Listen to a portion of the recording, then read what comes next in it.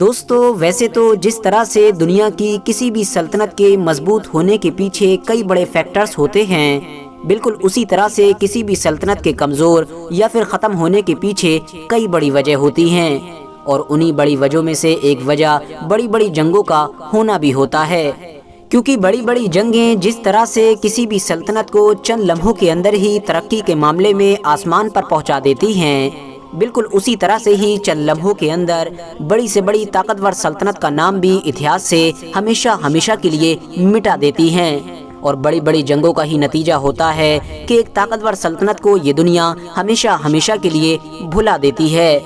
فی الحال دوستو آج کی اس ویڈیو میں ہم آپ کے سامنے اتہاس کی 5 ایسی بڑی اور خطرناک جنگوں کا ذکر کریں گے کہ جن جنگوں کے بارے میں اتہاسکاروں کا یہ ماننا ہے کہ اگر یہ جنگیں نہ ہوتی تو شاید اتہاس کی ایک مشہور اور طاقتور سلطنت یعنی سلطنت عثمانیہ آج بھی باقی ہوتی، یعنی سلطنت عثمانیہ کو ختم کرنے میں ان 5 جنگوں نے ایک اہم اور بڑا کردار ادا کیا تھا۔ دوستو سلطنت عثمانیہ کو ختم کرنے میں ایک اہم کردار ادا کرنے والی ان 5 جنگوں کی لسٹ میں 5ویں نمبر پر نام آتا ہے بیٹل آف سینٹ گاتھرڈ کا۔ آپ کو بتاتے چلیں کہ یہ جنگ 1 اگست سن 1664 کو لڑی گئی تھی، اور یہ وہ دور تھا کہ جب سلطنت عثمانیہ پوری دنیا میں سپر پاور کی حیثیت رکھا کرتی تھی۔ اس جنگ میں عثمانی ترکوں کا مقابلہ آسٹریا کے ساتھ تھا، لیکن بدقسمتی سے اس جنگ میں عثمانی ترکوں کو آسٹریا کے مقابلے میں بڑی فوج ہونے کے باوجود بھی خطرناک ہار کا سامنا کرنا پڑا تھا، اور لگ بھگ 10,000 ترک سپاہی اس جنگ میں شہید ہو گئے تھے۔ ویسے تو عثمانی ترکوں کے لیے یہ یورپ میں اتہاس کی ابھی تک کی سب سے بڑی ہار تو تھی ہی، اس کے ساتھ ساتھ عثمانی ترکوں کے لیے سب سے بڑا نقصان یہ ہوا کہ اب یورپ کے لوگوں کو اس بات کا احساس ہو چکا تھا کہ سپر پاور کی حیثیت رکھنے والے عثمانی ترکوں کو ہرانا ناممکن کام نہیں ہے، بلکہ اگر کوشش کی جائے تو عثمانیوں کو بھی آسانی کے ساتھ ہرایا جا سکتا ہے، اور یہی سلطنت عثمانیہ کے لیے سب سے بڑی نقصان کی بات تھی۔ ان 5 جنگوں کی لسٹ میں چوتھے نمبر پر نام آتا ہے بیٹل آف زنٹا کا۔ آپ کو بتاتے چلیں کہ اس جنگ میں بھی سلطنت عثمانیہ کا مقابلہ آسٹریا کے ساتھ تھا، اور یہ جنگ سن 1697 میں لڑی گئی تھی۔ سن 1697 میں سلطنت عثمانیہ کے سلطان یعنی مصطفیٰ ثانی اپنی ایک طاقتور فوج لے کر بلغراز سے گزرتے ہوئے ہنگری میں داخل ہوئے۔ دوسری طرف آسٹریا کی فوج کی کمان اس وقت شہزادے یوجین کے ہاتھوں میں تھی، وہی شہزادہ یوجین کہ جو اس دور میں یورپ کا سب سے طاقتور اور سب سے ذہین جرنیل مانا جاتا تھا۔ ان دونوں فوجوں کا آمنا سامنا 11 ستمبر سن 1697 کو لف ساحل زنتا کے مقام پر ہوا۔ یہاں پر سلطنت عثمانیہ کے سلطان نے ایک اتہاسک غلطی کی، انہوں نے یہ فیصلہ کیا کہ اس ندی کو پار کرنے کے لیے ایک پل کو بنایا جائے تاکہ اس پل کے ذریعے سے ہم اپنے بہت سارے سواروں اور توپوں کو ندی کے اس پار لے جا سکیں۔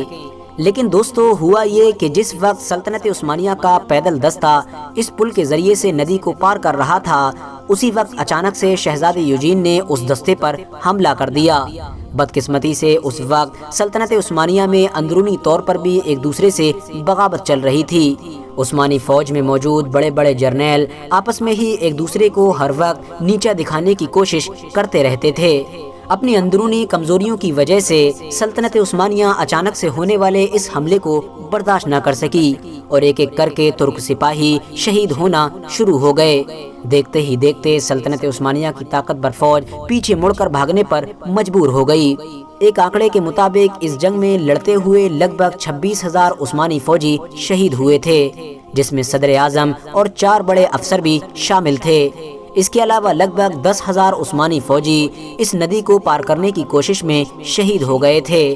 آپ کو بتاتے چلیں کہ اس وقت سلطنت عثمانیہ کے سلطان یعنی مصطفیٰ ثانی ندی کے دوسرے چھور پر کھڑے ہوئے یہ سب کچھ دیکھ رہے تھے، مگر چاہ کر بھی کچھ بھی نہیں کر پا رہے تھے۔ آخرکار بڑے بڑے افسروں کے سمجھانے پر مصطفیٰ ثانی نے بھی واپس ہونے کا فیصلہ کیا، اور یورپ کے خفیہ راستوں سے ہوتے ہوئے وہ قسطنطنیہ پہنچنے میں کامیاب ہو گئے تھے۔ مگر اس زبردست ہار نے نہ صرف سلطنت عثمانیہ کے سپر پاور کے ٹائٹل پر ایک داغ لگا دیا تھا، بلکہ ساتھ ہی ساتھ عثمانی فوج کے برے دنوں کو بھی شروع کر دیا تھا۔ دوستو ان 5 جنگوں کی لسٹ میں تیسرے نمبر پر نام آتا ہے بیٹل آف ویانا کا۔ بیٹل آف ویانا سن 1683 میں اس وقت لڑی گئی تھی کہ جب ہنگری کی عیسائیوں کی ایک جماعت نے آسٹریا سے الگ ہو کر سلطنت عثمانیہ کے سلطان کی بیعت کر لی تھی۔ آپ کو بتاتے چلیں، اس موقع کو غنیمت جانتے ہوئے سلطنت عثمانیہ کے صدر اعظم یعنی قرا پاشا نے ویانا پر حملہ کرنے کا فیصلہ کیا اور سوچا کہ کسی طرح سے اب ویانا کو بھی فتح کر لیا جائے۔ سن 1683 میں قرا پاشا لگ بھگ 2,75,000 کی فوج لے کر ویانا کی طرف روانہ ہوئے۔ دوسری طرف ویانا کے شہنشاہ کے پاس صرف اور صرف 35,000 کی فوج ہی موجود تھی، جس میں سے لگ بھگ 11,000 فوجی ویانا شہر کے اندر ہی تعینات کیے گئے تھے۔ ویانا کے شہنشاہ نے اب عثمانیوں سے مقابلہ کرنے کے لیے پولینڈ کے سوبیسکی سے مدد مانگی۔ پولینڈ کے سوبیسکی نے بھی آسٹریا کے شہنشاہ کی 50,000 فوجیوں سے مدد کرنے کا وعدہ کیا، مگر پریشانی کی بات یہ تھی کہ سوبیسکی کو ویانا تک پہنچنے کے لیے لگ بھگ 8 ہفتوں کا ٹائم چاہیے تھا، لیکن دوسری طرف عثمانیوں کی بڑی فوج تو ویانا کے دروازوں پر دستک دے چکی تھی۔ لیکن پھر بھی سوبیسکی نے 50,000 کی فوج لے کر پولینڈ سے اپنا سفر تیزی کے ساتھ شروع کر دیا۔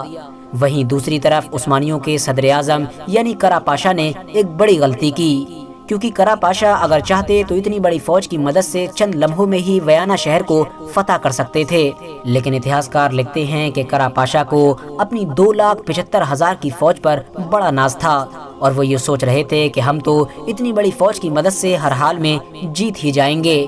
اس کے علاوہ قرا پاشا کو ایک بات کا لالچ بھی تھا، اور وہ لالچ یہ تھا کہ وہ چاہتے تھے کہ ہر حال میں ویانا کی فوج خود سرنڈر کر کے اپنے سارے مال و دولت کو میرے سامنے پیش کرے، کیونکہ ان کو لگتا تھا کہ اگر وہ عام حملے کا حکم دیں گے تو عام حملے کی مدد سے عثمانیوں کو جو جیت نصیب ہوگی، اس جیت کے بعد ملنے والا سارا مال و دولت فوج میں برابر برابر بٹ جائے گا، اور اس کنڈیشن میں سارا مال و دولت میرے پاس نہیں آ پائے گا۔